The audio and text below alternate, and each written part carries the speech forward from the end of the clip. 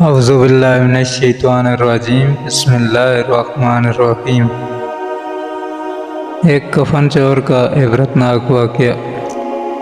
امام زہری رحمۃ اللہ علیہ ناقل ہیں کہ حضرت عمر رضی اللہ تعالیٰ عنہ روتے ہوئے حضور صلی اللہ علیہ وآلہ وسلم کی خدمت میں حاضر ہوئے۔ آپ نے وجہ پوچھی تو عرض کیا کہ یا رسول اللہ صلی اللہ علیہ وآلہ وسلم، دروازے پر ایک نوجوان رو رہا ہے جس نے میرا دل جلا دیا ہے۔ فرمایا عمر، اسے اندر لے آؤ۔ وہ نوجوان روتا ہوا حاضر ہوا۔ حضور صلی اللہ علیہ وآلہ وسلم نے اس سے رونے کی وجہ پوچھی۔ کہنے لگا یا رسول اللہ صلی اللہ علیہ وآلہ وسلم، میرے گناہوں کا ڈھیر مجھے رلا رہا ہے اور مجھے جبار سے ڈر آتا ہے کہ وہ مجھ پر غضبناک ہوگا۔ آپ صلی اللہ علیہ وآلہ وسلم نے فرمایا، نوجوان، کیا تو نے اللہ تعالیٰ کے ساتھ کسی کو شریک ٹھہرایا ہے؟ عرض کیا نہیں۔ کیا تو نے کسی جان کو ناحق قتل کیا ہے؟ عرض کیا نہیں۔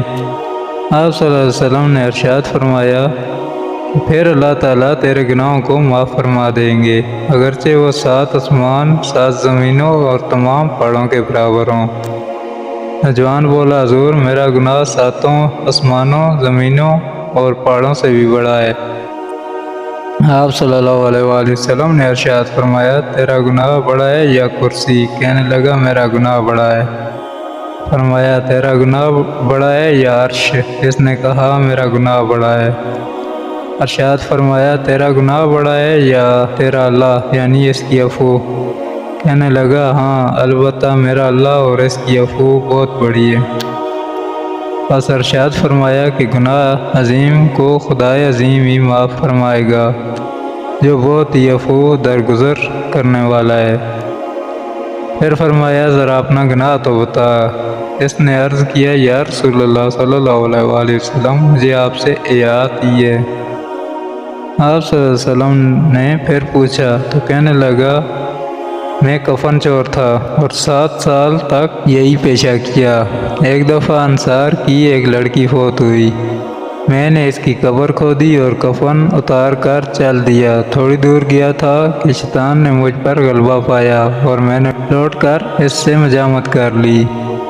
نکل کر تھوڑی دور گیا تھا، کیا دیکھتا ہوں وہ لڑکی کھڑی پکار کر کہہ رہی ہے، اے نوجوان، تجھے قیامت کے دن جزا و سزا دینے والے سے یا نہیں آتی؟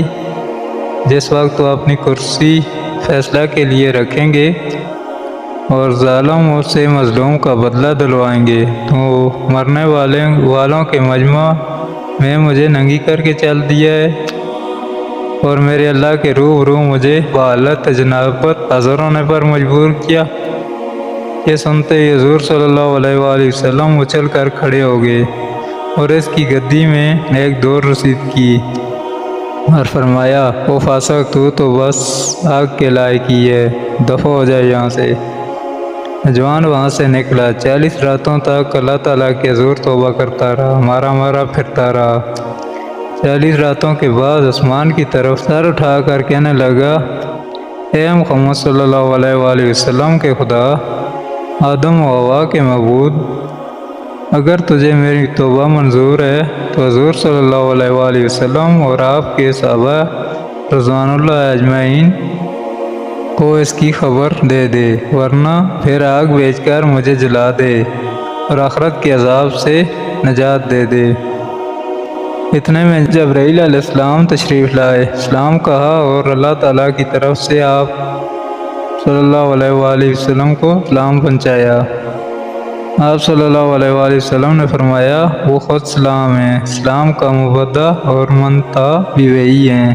جبرائیل علیہ السلام نے کہا کہ اللہ تعالیٰ فرماتے ہیں، کیا مخلوق کو آپ نے پیدا کیا ہے؟ فرمایا، مجھے بھی اور تمام مخلوق کو بھی اسی نے پیدا فرمایا ہے۔ عرض کیا، وہ پوچھتے ہیں کہ کیا آپ مخلوق کو رزق دیتے ہیں؟ فرمایا، بلکہ مجھے بھی اور تمام مخلوق کو بھی اللہ تعالیٰ ہی رزق دیتے ہیں۔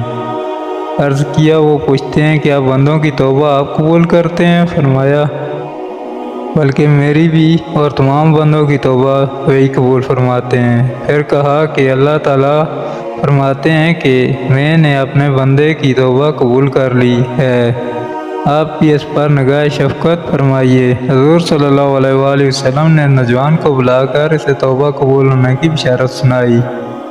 اصل فقیہ رحمۃ اللہ علیہ فرماتے ہیں کہ عقل مند آدمی کو اس سے سبق لینا چاہیے اور جاننا چاہیے کہ زندہ کے ساتھ زنا کرنا مردہ کے ساتھ زنا کرنے سے زیادہ گناہ ہے۔